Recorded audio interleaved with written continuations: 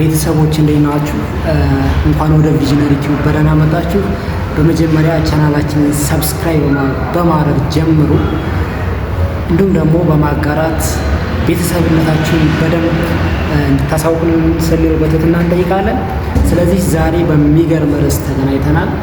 ለየት ያለ ርዕስ ነው ማለት ነው። በጥያቄና መልስ መንገድ የምንወያይ ይሆናል ማለት ነው። የዛሬው ርዕሳችን የሚሆነው ምንድነው? ስኬት ምንድን ነው የሚል ይሆናል። ስኬትን እንዴት አድርገን ዲፋይን እንደምናደርገው በደንብ እናያለን ማለት ነው። ከዛ በመቀጠል ደግሞ ስኬት ያዳላል ወይስ አያዳላም የሚለውንም አብረን እናያለን ማለት ነው። በሶስተኛ ደረጃ የምናየው የስኬትስ ሚስጥር አለው ወይ የሚለውን በደንብ እንወያያለን ማለት ነው። እንዲሁም ደግሞ የስኬት ህጎች እናያለን ካላችሁን ኦክስፎርድ ዲክሽነሪ ስኬትን ዲፋይን ሲያደርገው ሰክሰስ ይላል አቺቪንግ ዋት ዩ ዋንት፣ የምንፈልገውን ነገር ማሳካት፣ የምንፈልገውን ነገር ማግኘት ነው ብሎ ዲፋይን ያደርገዋል። ስለዚህ እዚህ ጋር ስንነሳ ስኬት ማለት የምንፈልገውን ነገር ማግኘት ነው ይለናል ማለት ነው። ያ ማለት አንድ ሰው መኪና መግዛት ፈልጎ መኪና ከገዛ ስኬት ይባላል። ጥሩ ካፌ ሄዶ ምግብ መብላት ፈልጎ እሱን ካሳካ ስኬት ይባላል። ነገር ግን እዚህ ጋር ብዙዎቻችን የምናምታታው ነገር ምንድን ነው? ስኬት ማለት እከሌ ከኔ የተሻለ ነው በሚለው ዲፋይን እናደርገዋል። እሱ አይደለም ስኬት ማለት። ስኬት ማለት እኛ የፈለግነው ነገር አለ፣ ውስጣችን የፈለገው ነገር አለ፣ እሱን ማግኘት ነው ማለት ነው ዲፋይን ስናደርገው። ስለዚህ ትክክለኛ ስኬት የሚባለው የምንፈልገውን ነገር ማግኘት። ለምሳሌ አንድ የገጠር ማህበረሰብ ላይ የሚኖር ሰው ሳር ቤት አለው እንበል። ይህ ሰውዬ አሻሽዬ ሰፊ ቤት ልስራ ብሎ ካሰበ እሱን ካደረገ ስኬት ይባላል። ስለዚህ ስኬት ማለት ፈልጎ ማግኘት ነው። ስለዚህ ስኬት ያልሆነውስ ምንድን ነው ካላችሁ፣ ስኬት እድል አይደለም። ባይዞ እድል አይደለም። ያ ማለት ብዙ ጊዜ የምናምታታው ነገር ምንድን ነው? ስኬት ማለት እድለኝነት ጋር እናያይዘዋለን። ስኬት ማለት የሚመጡልንን አጋጣሚዎች መጠቀምንም ያጠቃልላል ኦፍኮርስ። ነገር ግን እከሌ እኮ እድለኛ ስለሆነ ስኬታማ የሆነው አይደለም። የስኬት መርሆችን ተከትሎ ነው ውጤት ላይ ያመጣው ያ ሰውዬ። ስኬትን በዚህ መንገድ ማየት እንችላለን። ስለዚህ ስኬት ያዳላል ወይስ አያዳላም ወደሚለው ስንመጣ ስኬት አያዳላም። ታዲያ ምንድን ነው ካልን ስኬት የመርህ ውጤት ነው። እንግዲህ መርህ የሚባለው ዓለም ላይ 3 ቋሚ ነገሮች አሉ።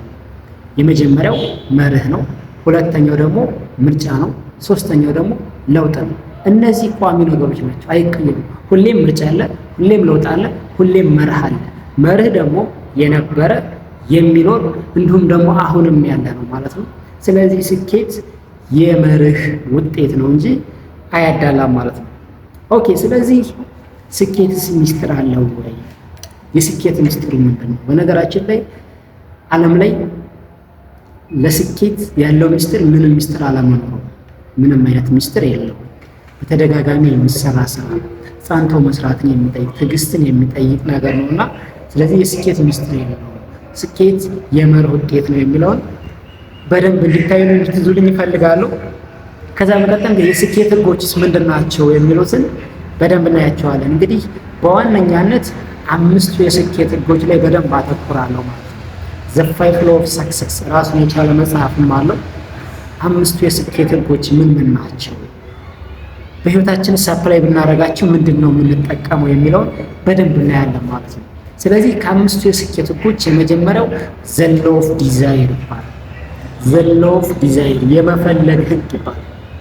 አንድ ሰው የሆነ ነገር ሲያሳካ ከጀርባ ፍላጎት እንዳለው ማረጋገጫ ነው ማለት ነው። ስለዚህ ዘ ሎው ኦፍ ዲዛይር የመፈለግ ህግ። መፈለግ ምንድን ነው? ትርጉሙ ምንድን ነው?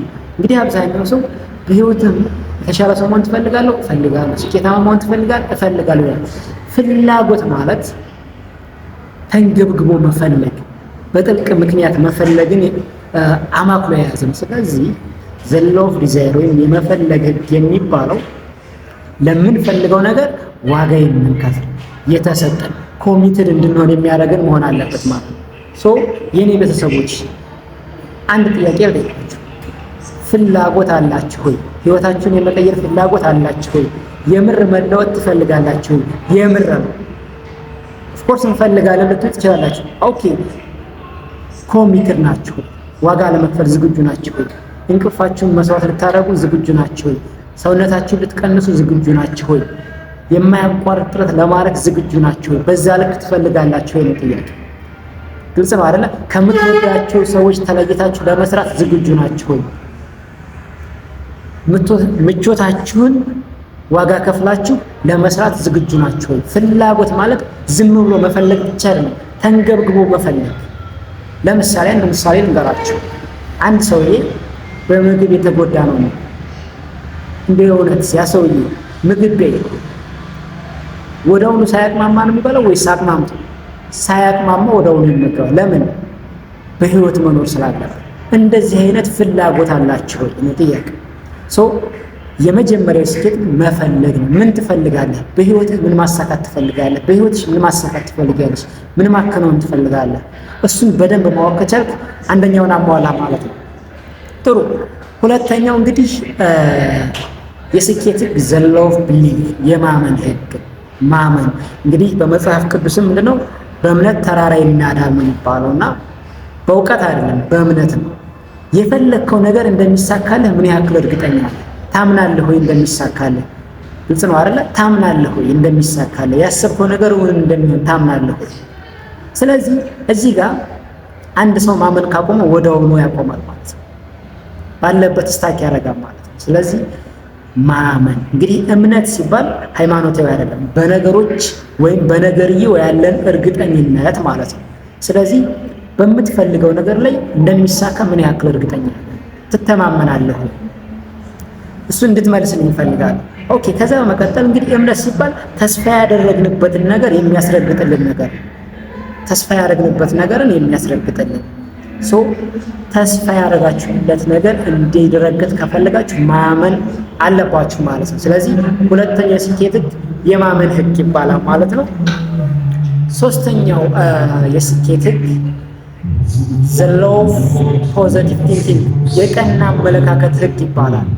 የቀና አመለካከት ህግ እንግዲህ የቀና አመለካከት ህግ ማለት በውጣ ወረዶች ውስጥ፣ በቻለንጅ ውስጥ፣ በከፍታና በዝቅታ ውስጥ መልካሙን ነገር ማሰብን የሚጠይቅ መልካሙን ነገር ፖዚቲቭ የሆነ ነገር በውጣ ወረዶች ውስጥ ማደግ እንደሚቻል፣ በመውደቅ በመነሳት ውስጥ ማደግ እንደሚቻል፣ በእያንዳንዱ አጋጣሚ ኮምፕሌን ከማማረር አልፈን ኦኬ ይሄ ነገር እኮ እኔን ሊያሳድገኝ፣ ይሄ ቻሌንጅ የመጣብኝ እኮ እኔን ሊያሳድገኝ፣ በገቢ ሊያሳድገኝ ነው፣ በግንኙነት ሊያሳድገኝ ነው፣ በማህበራዊ ግንኙነት ሊያሳድገኝ ነው ማለት ላይ ማተኮር አለብን ማለት ነው። ስለዚህ ቀና አመለካከት ህግ።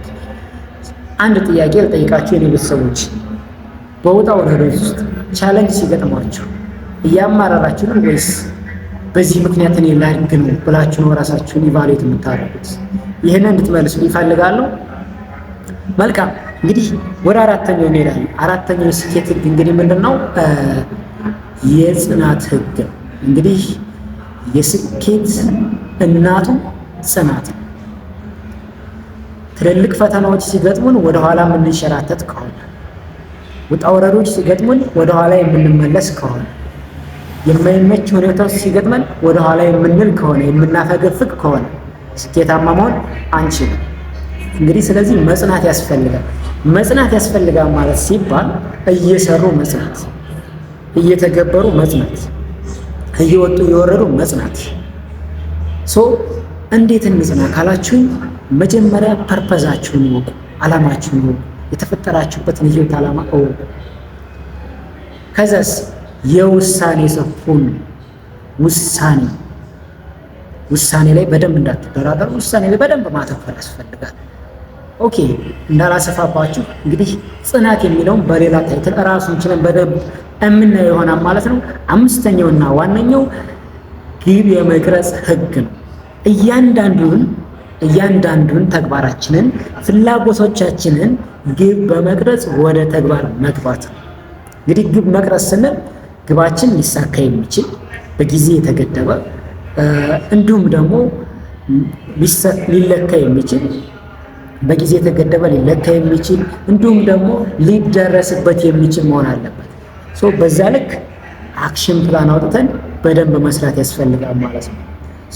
ከብዙ በጥቂቱ እንግዲህ 5 የስኬት ህጎች እነዚህ ናቸው።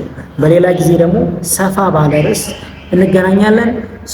ይህንን ቪዲዮ ከወደዳችሁት ለቤተሰቦቻችሁ ሼር አድርጉ፣ ሰብስክራይብ አድርጉ። ጋይስ እኛንም በደንብ ሳፖርት አድርጉን።